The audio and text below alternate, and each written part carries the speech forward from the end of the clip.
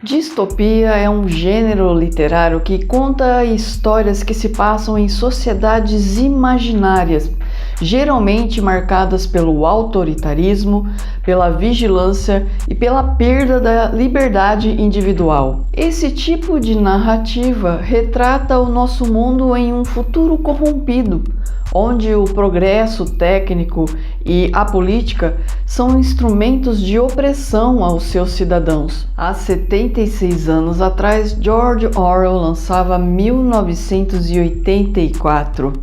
Essa obra foi concebida inicialmente para ser uma crítica ao regime de Stalin na União Soviética, mas com o término da Guerra Fria, o livro 1984 se tornou apenas um bom entretenimento para os amantes de leitura. Mas com o aprimoramento das tecnologias nas últimas décadas, com a ascensão das redes sociais, com a sofisticação no uso dos algoritmos, cada vez mais tomamos consciência de que esse horrível mundo descrito no livro 1984 está mais próximo do que imaginávamos, em especial por um ponto central para que toda aquela opressão aconteça nesse mundo descrito por Orwell, e é justamente a manipulação da linguagem.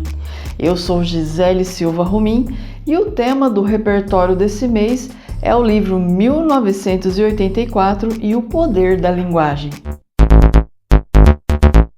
1984 é uma distopia ambientada em um mundo dividido entre três superpotências, Eurásia, Lestásia e Oceânia, que constantemente estão em guerra entre si.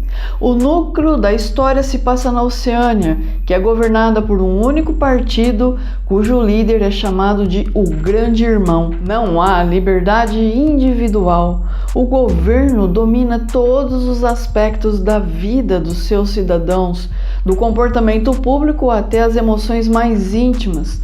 Tudo e todos são constantemente vigiados, inclusive dentro de suas casas. O protagonista, Winston Smith, trabalha no Ministério da Verdade, um dos 4 pilares do regime, e apesar do nome Ministério da Verdade, sua função em realidade é trabalhar com a mentira. O ministério reescreve fatos do passado, altera documentos oficiais, altera notícias que já circularam, apaga a existência de pessoas da história da Oceânia.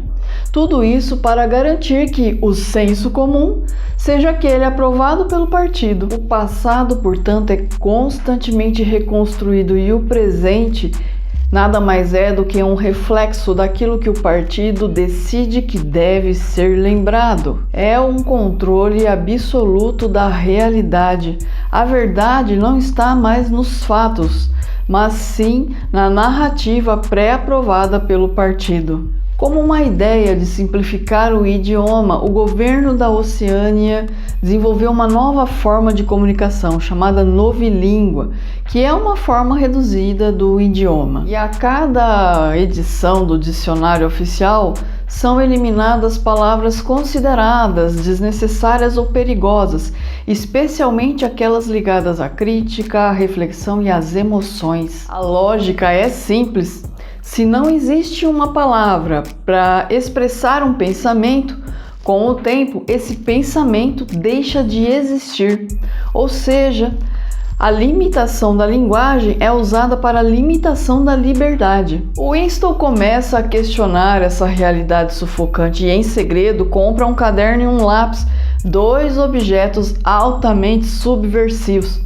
Seu objetivo é registrar os eventos e os fatos como uma tentativa de recuperar as suas memórias. Obviamente, nós não vamos contar o que o ato de rebeldia de Winston desencadeia, mas gostaríamos de compartilhar com vocês alguns pontos interessantes sobre essa leitura. O primeiro grande ensinamento de 1984 sobre o uso da linguagem está justamente no seguinte ponto: quem controla as palavras controla também o modo como as pessoas pensam. O partido entende que a linguagem é o veículo da consciência, portanto, limitar o vocabulário é limitar a imaginação e a capacidade de questionar.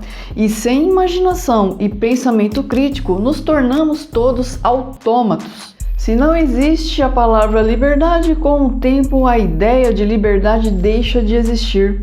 George Orwell, portanto, nos alerta sobre os perigos da simplificação deliberada da linguagem e para o poder que há na preservação da riqueza das palavras. Um outro ponto fundamental que nós aprendemos com o livro 1984 está no fato de que a manipulação da linguagem contribui com a distorção da realidade. E, aliás, esse é o trabalho do Winston no Ministério da Verdade. A linguagem é utilizada para reescrever o passado para que este se torne de acordo com aquilo que o partido quer, ao invés de ser usada simplesmente para escrever o que de fato aconteceu. O livro nos ensina que proteger a linguagem é proteger a nossa noção de realidade. E que cada vez que nós aceitamos, repetimos os termos manipulados, nos afastamos da realidade da vida. Por fim, 1984 mostra que a linguagem está dentro do foro mais íntimo da liberdade humana. Mesmo sob enorme vigilância, Winston busca escrever suas memórias, escrever seus pensamentos que escapam do domínio do partido. E é nesse ato que está o seu momento de resistência a toda essa opressão. 1984, portanto, não é uma obra que trata apenas de medo e de opressão. Antes de tudo, é uma obra que nos recorda a necessidade de preservar algo que é fundamental ao ser humano, o poder da linguagem. Eu agradeço a todos que chegaram até aqui comigo no final desse episódio. Um super beijo e até a próxima!